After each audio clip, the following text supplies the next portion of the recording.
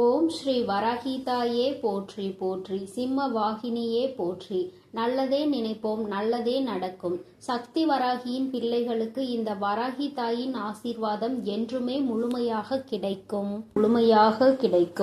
என் அன்பு பிள்ளையே, நீண்ட நாட்களுக்கு பிறகு உன்னுடைய குலதெய்வத்திடம் இருந்து அவசரமான செய்தி ஒன்று உன்னுடைய வாழ்க்கை சம்பந்தமாக என்னிடத்தில் வந்திருக்கின்றது.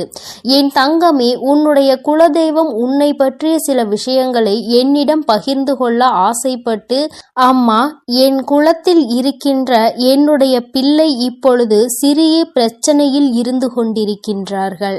அவர்கள் வாழ்க்கை சம்பந்தமாக இந்த விஷயத்தை அவர்களிடத்தில் உடனடியாக தெரிவிக்க வேண்டும்.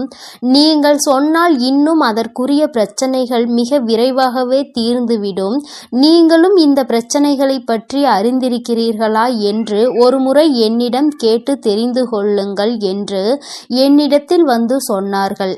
என் தங்கமே, இந்த பிரச்சனைகள் எல்லாம் உன் வாழ்க்கையில் நடப்பது உண்மைதானா என்று அம்மா சொல்வதை ஒரு முறை கேட்டால் உனக்கு நிச்சயமாக புரிந்துவிடும்.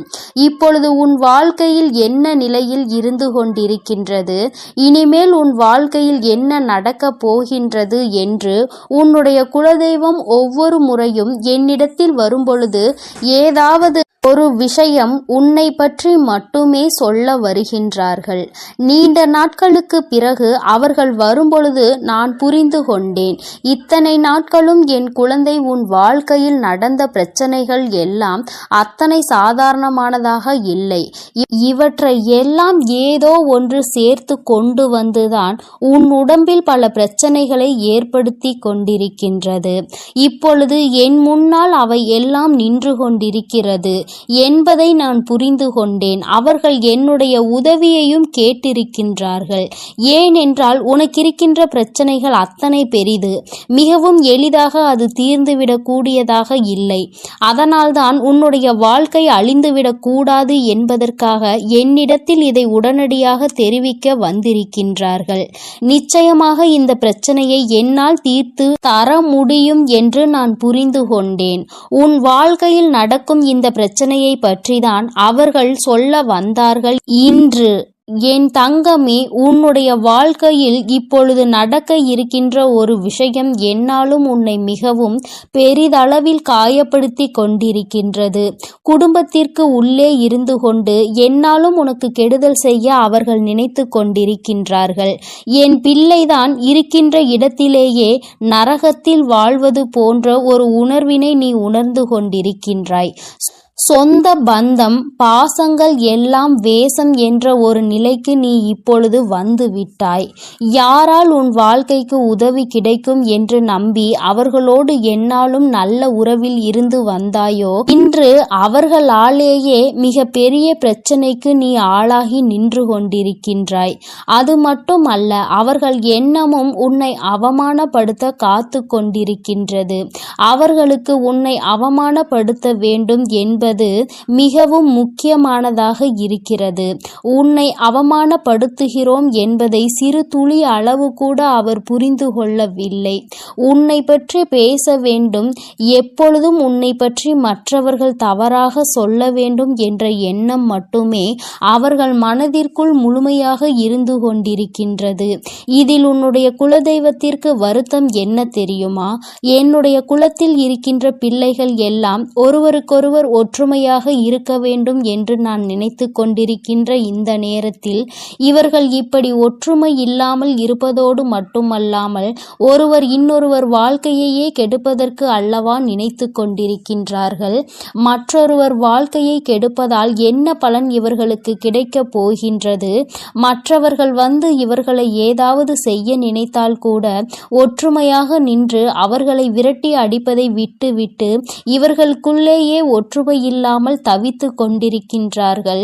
உறவுகளானாலும் சரி, உடன் பிறந்தவர்களானாலும் சரி, ஒருபோதும் மற்றவர்கள் மத்தியில் ஒருவரை விட்டு கொடுக்க பழகிவிட்டால் மற்றவர்கள் இவர்கள் வாழ்க்கையில் எளிதாக புகுந்து இவர்களினுடைய வாழ்க்கையை வாழவிடாமல் தடுத்து நிறுத்தி விடுவார்கள். தேவையில்லாத பிரச்சனைகளை உருவாக்கி கொடுப்பார்கள். இன்று இவர்கள் வாழ்க்கையே கேள்விக்குறையாக அல்லவா நின்று கொண்டிருக்கின்றது. உன்னுடைய மனதிற்கு எது சரி என்று பட்டதோ, எது சரி என்று தோன்றுகிறதோ அதை நீ சரியான நேரத்தில் செய்திருந்தால் இன்று உனக்கு இத்தனை பிரச்சனைகள் வந்திருக்காது. யார் பேச்சையோ கேட்டு தேவையில்லாத முடிவுகளை எடுத்துதான் அதற்கு விளைவாகத்தான் இன்று வாழ்க்கையை தொலைத்துவிட்டு நீ நின்று கொண்டிருக்கிறாய். இன்னும் ஒன்றும் குறைந்து போகவில்லை. உன் வாழ்க்கை உன் கையை விட்டு முழுமையாக செல்லவில்லை. வாழ்க்கை கையை விட்டு செல்வதற்கான நேரத்தை எதிர்நோக்கி காத்து கொண்டிருக்கின்றது. உனக்கு இப்பொழுதே உன் வாழ்க்கை உன்னை விட்டு சென்று விட்டது போன்ற ஒரு உணர்வு வந்துவிட்டது அல்லவா? என் தங்கமே, நீ இந்த உணர்வில் இருந்து மீண்டு எப்பொழுது உன் வாழ்க்கை சம்பந்தமாக இன்னொருவர் தலையீடு உள்ளே இருப்பதை உணர்ந்து நீ உன்னுடைய வாழ்க்கையை உன் விருப்பப்படி வாழ வேண்டும் என்றுதான் அவர்கள் உன்னிடத்தில் சொல்ல வந்திருக்கின்றார்கள். இன்னொருவரின் தலையீடு உன்னுடைய குடும்பத்தில் இருக்கின்றதே என்றால் மிகவும் நெருக்கமான ஒருவராக அவர் இருக்கும் பொழுது எப்படி இதனை சமாளிப்பது என்று தெரியாமல் தவித்து நின்று கொண்டிருக்கின்றாய்.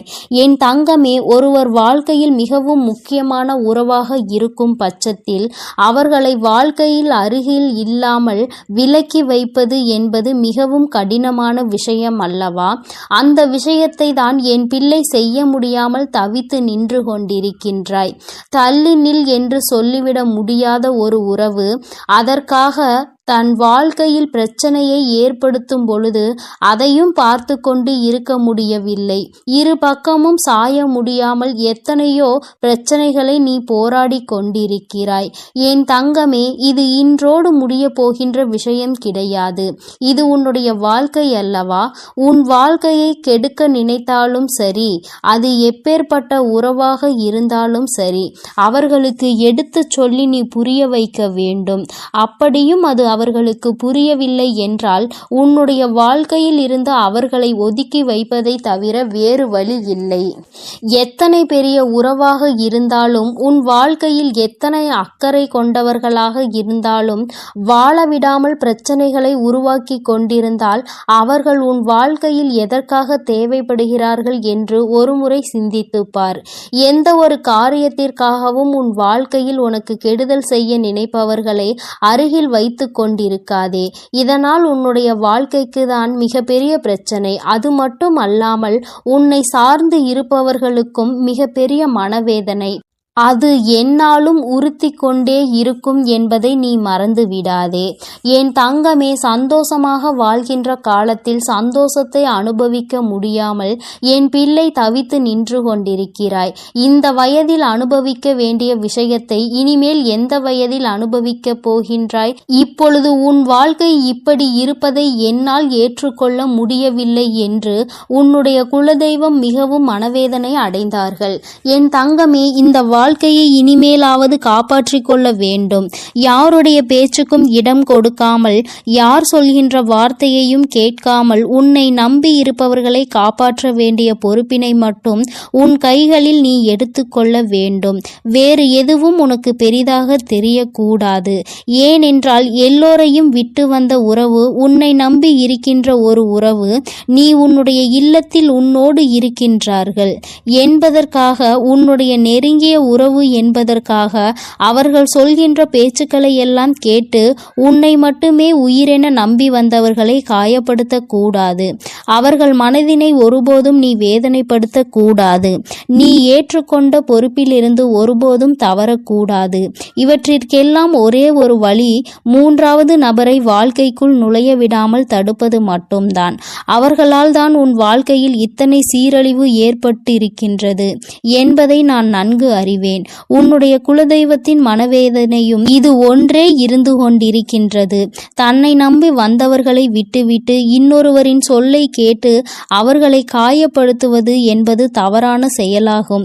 என் தங்கமே, இந்த விஷயத்தை நான் இதோடு விடப்போவது கிடையாது. உன்னுடைய குலதெய்வம் என்னிடத்தில் இதனை சொல்லி இருந்தாலும் நான் இதற்கென்று ஒரு முடிவினை கட்ட வேண்டும் என்று இப்பொழுது துணிந்து வந்து விட்டேன்.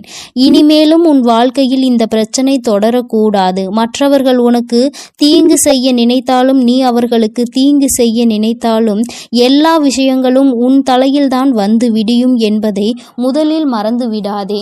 இந்த நேரத்தில் உனக்கு உன் வாழ்க்கையை கெடுக்க நினைத்தவர்கள் மனதளவில் எந்த ஒரு மனசாட்சியுமே இல்லாதவர்கள் என்பதை புரிந்து கொண்டு அவர்களை விட்டு நீ விலகி இருக்க பழகிக்கொள். என் தங்கமே, இவர்களின் மனதிற்கு ஒருபோதும் உனக்கான சந்தோஷமான வாழ்க்கையை நீ நிம்மதியாக வாழ வேண்டும் என்ற எண்ணம் கிடையாது. அதை மட்டும் அவர்கள் நினைத்தால் போதும். அது ஒன்றே உனக்கு மகிழ்ச்சியான வாழ்க்கையை கொடுக்கும்.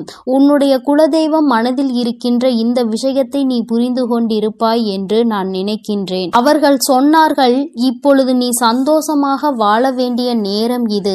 உனக்கான சந்தோஷத்தை முழுமையாக பெற வேண்டும். அதை நீ முழுமையாக பெற்றுவிட வேண்டும் என்பதை மட்டும்தான் அவர்கள் என்னிடத்தில் சொன்னார்கள். என் தங்கமே, அதனால் இதற்கான வேலைகளை இனிமேல் செய்ய தொடங்கு. உன்னை நம்பி வந்த உறவிற்கு ஒருபோதும் நீ துரோகம் செய்யாதே. துரோகம் என்பதை விட மற்றவர்களின் பேச்சை கேட்டு ஒருபோதும் அவர்களின் மனதினை காயப்படுத்தாதே. இது ஒன்றே உன் வாழ்க்கைக்கு சிறந்த வழியாக இருக்கும். இதை நீ பின்பற்றினால் உன்னுடைய குலதெய்வம் மனம் அமைதி அடைந்து விடுவார்கள். என் தங்க பிள்ளைக்கு இந்த வராகி அம்மாவினுடைய ஆசீர்வாதங்களும் உன்னுடைய குலதெய்வத்தினுடைய ஆசீர்வாதங்களும் எப்பொழுதும் முழுமையாக இருக்கும். என் தங்கமே, அதனால் நீ எதற்காகவும் கலங்காதே, எதை நினைத்தும் வருந்தாதே. என் அன்பு பிள்ளைகளுக்கு இந்த வராகி அம்மாவின் ஆசீர்வாதமும் அருளும் முழுமையாக கிடைக்கட்டும். ஓம் அண்ட பேரண்டமே போற்றி. ஓம் ஆதி வராகியே போற்றி போற்றி.